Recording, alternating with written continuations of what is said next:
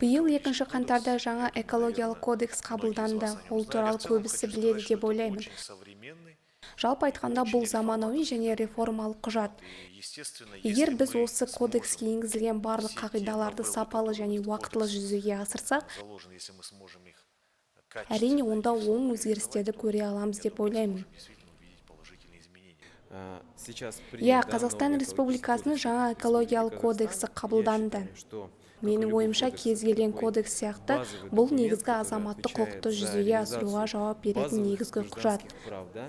Қазақстанның Біріккен ұлттар ұйымына мүше мемлекет екенін бәріміз білеміз. Біріккен ұлттар ұйымында әлеуметтік-экономикалық құқық комитеті бар. Міне, қоршаған ортаға деген құқық кез келген азаматтың ажырамас міндеті. Мен өзім Теміртау қаласының тумасымын. Бұл кодекс бір рет өндірістік кәсіпорындардың шығарындылары үшін жауапкершілікті күшейтті. Сондықтан мен өзім де ArcelorMittal Теміртаудың шығарындыларын азайтуды бақылау тұрғысынан экологиялық қызметпен белсенді айналысам деп айтқым келеді. Міне, соңғы жарты жыл ішінде көз алдымда көптеген ірі қоршаған ортаны ластаушылар да белгілі бір өзгерістер байқалады. Біріншіден, азаматтармен диалог бұл эко-кодекстің осындай жанама міндеттерінің бірі. Ол қазіргі уақытта сыни көзбен өте айқын көрінеді. Бұл біріншіден.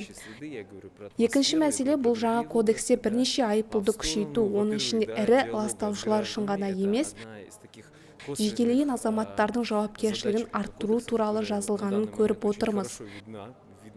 Себебі бізде кодекстегі міндеттердің бірі жекелеген белсенділердің осы міндеттермен айналысуы ғана емес, ортақ біздің міндетіміз. Барлық азаматтар біршама экологияға және қоршаған ортаның жай-күйіне көбірек жауапкершілік алу үшін өздерінің қоқысты сұрыптау, суды үнемдеу, электр энергиясын үнемдеуден бастау керек. Өйткені біз климат тез өзгеріп отыратын кезеңде өмір сүріп жатырмыз. Кез келген келісімдер бұл климаттық күн тәртібі мен күн тәртібінің көрсеткіші. Қоршаған ортаны қорғау бұл әлемдік проблема. Бұл жалпы планетаның міндеті. Сондықтан әрқайсымыз өз үлесімізді қосып, атсалысуымыз керек. Ал жаңа кодекс бұл тиімді жасауға мүмкіндік беретін база немесе платформа. Сондықтан менің ойымша бәрі іс жүзінде тек министрлік пен үкіметке ғана байланысты емес, біздің әрқайсымызға байланысты. Бүгінгі таңда экология мәселелері әлемдік қоғамдастықтың басты күн тәртібі болып табылады. Осыған байланысты мемлекет басшысы 2021 жылғы 2 қаңтарда Қазақстан Республикасының жаңа экологиялық кодексіне қол қойды. Бұл құжат қоршаған ортаны қорғау саласындағы жаңа құжат болып табылады. Мұнда ең озық қолжетімді техникаларды енгізу бойынша экологиялық реттеу бөлігіндегі жаңалықтар көзделген.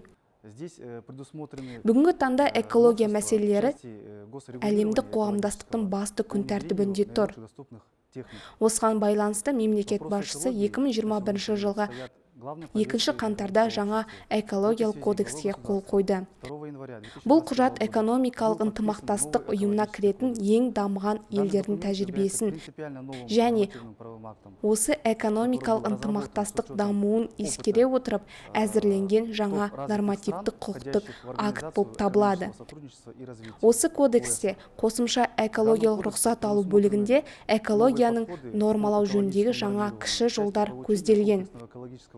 Бірақ қоршаған ортаның антропогендік әсерін төмендету үшін шақырылған ең озық қолжетімді техникаларды енгізу шартымен. Ең озық қолжетімді техникалар республикамызға оларды енгізу кезінде қоршаған ортаға техногендік жүктемені азайтуға бағытталған. Ең озық қолжетімді техникаларды енгізу өнеркәсіп антропогендік әсерді 30%-ға төмендетуге мүмкіндік береді деп болжануда. Қолжетімді ең жақсы әдістер қоршаған ортаға антропогендік әсерді азайтуға, атмосфера шығындыларды азайтуға бағытталған. Ластаушы заттардың нақты кірістерінің концентрациясы, сондай-ақ қалдықтарды орналастыру. Мемлекет 873 нысан бойынша салық ставкасын жаңарту жолымен өнеркәсіпті ең озық қолжетімді техникаларды енгізу бойынша ынталандыру, сондай-ақ жасыл технологияларды да ынталандыру бөлігінде үлкен жұмыс атқарды. Сонымен қатар, 2025 жылдан бастап, егер кәсіпорын ең жақсы қолжетімді техникалар қағидатына көшпесе, салық ставкаларын кезең-кезегімен 2, 4 және 8 есе арттыру қарастырылған. Ең қолжетімді техника қоршаған ортаға антропогендік жүктемені азайтуға бағытталған. Мемлекет өнеркәсіпті ең жақсы техникаларды сатып алуға ынталандыру және енгізу бойынша үлкен жұмыс жасады. Біріншіден, бұл салық төлемдер бойынша салық мөлшерлемесінің жаңартылуына байланысты. Онда кәсіпорындар үнемделген қаражатты өз өндірістерін жаңартуға және тиісті ең жақсы техниканы енгізуге жұмсай алады. Медальдің екінші жағын алып қарасақ, 2025 жылдан бастап шартты экологиялық кодекстің қажеттілігін ескермегенде озық қолжетімді технологияны енгізу болып табылады. 870 нысан бойынша салық мөлшерлемесі кезең-кезеңмен 3 кезеңде 2, 4 және 8 есе артады. Экологиялық мәселелер әлемдік қоғамдастықтың басты күн тәртібінде тұр. Осыған байланысты мемлекет басшысы 2021 жылғы 2 қаңтарда Қазақстан Республикасының жаңа экологиялық кодексіне қол қойды. Бұл құжат қоршаған ортаны қорғау саласындағы жаңа құжат болып табылады және қоршаған ортаға техногендік жүктемені азайтуға бағытталған. Бұл құжат экономикалық ынтымақтастық және даму ұйымына кіретін ең жақсы табысты және озық елдердің тәжірибесін жинақтады.